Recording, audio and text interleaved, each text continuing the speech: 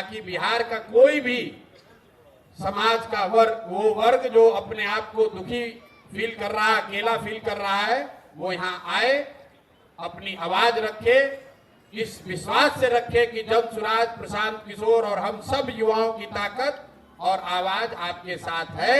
आपको व्यवस्था से डरने की जरूरत नहीं है, व्यवस्था में गलती और जाति करने वालों से डरने की जरूरत नहीं है।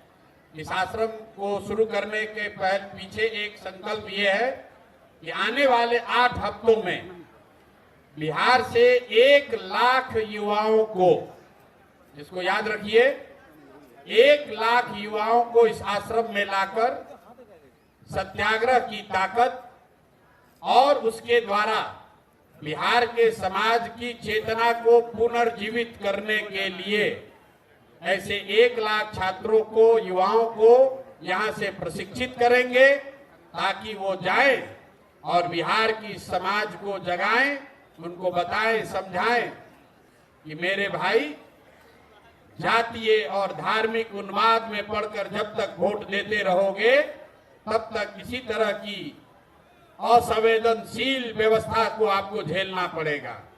एक बार अपने और अपने बच्चों के भविष्य के लिए, उनके अच्छी शिक्षा के लिए, उनके रोजगार के लिए, बिहार में पलायन बंद हो उसके लिए, किसानों की समृद्धि हो उसके लिए, महिलाओं को रोजगार मिले इसके लिए, इन संकल्पों के साथ ये रास्ता युवाओं को मिले कि सत्याग्रह के जरिए इन संकल्पों को कैसे पूरा किया जा सकता है।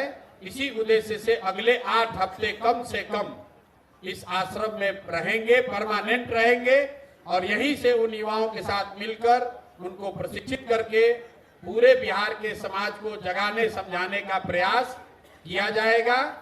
और इसी संकल्प को लेकर अब इस सत्याग्रह की यहाँ से शुरुआत कर रहे हैं। प्रशासन को, सरकार को कोई डरने की जरूरत नहीं है। तो कमजोर व्यक्ति अकेला ना समझे। अगर व्यवस्था आपके खिलाफ, ये जो सरकारी कामकाज में बाधा का कानून का इस्तेमाल करके लोगों का आवाज दबाया जा रहा है, उसके खिलाफ ये आवाज है। और जो 6 तारीख को हुआ है, एक भी पदाधिकारी को छोड़ेंगे नहीं। अगले 2 दिन के अंदर, आपको क्या बता दे रहे हैं, 2 दिन के अंदर जितने भी पदाधिकारी, प्रशासनिक पदाधिकारी उसमें शामिल हैं, वो क्रिमिनल रीट के लिए तैयार हो जाएं। उन पर कोर्ट में भी केस होगा, ह्यूमन राइट्स में भी जाएंगे। बिहार में ये मापदंड तय फिर से किया जाएगा कि यहाँ पर लोकतंत्र है, ये लोकतंत्र की जननी रही है, इसको लाठी तंत्र बनाने की अनुमति किसी को नहीं दी जा सकती है। और अगर कोई लाठी तंत्र बनाया है तो बिहार के युवा, हमारे जैसे लोग पूरी ताकत से खड़े होंगे, डरने वाले नहीं है। गांधी जी के मूर्ति के नीचे से हटाया तो गंगा जी के गोद में आकर बैठ गए। और ये जो गांधी जी की मूर्ति पीछे लगी हुई है, ये सरकार का चरित्र भी दिखाता है। ये बिहार के बच्चों ने बनाया है, जरा देखिए इसको पीछे। सरकार के और यहाँ के अपने आप को गांधी के फॉलोअर कहने वाले मुख्यमंत्री जी के कहने पर ये यहाँ के बिहार के कुछ बच्चों ने इस मूर्ति को बनाया है। और बनाने के बाद इस सरकार ने उन बच्चों को पैसा तक नहीं दिया, तो उन बच्चों ने इस मूर्ति को हम लोग को दिया। कितना बड़ा अन्याय हुआ है वो देखिए। गांधी की मूर्ति बनाने वालों के साथ इस व्यवस्था ने इतना बड़ा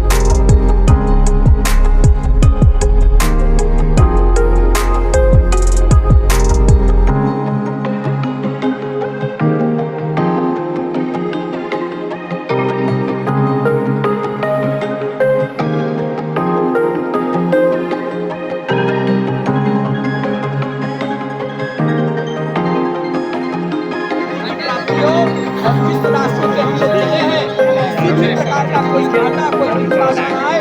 आप ये कृपा से रास्ते में केवल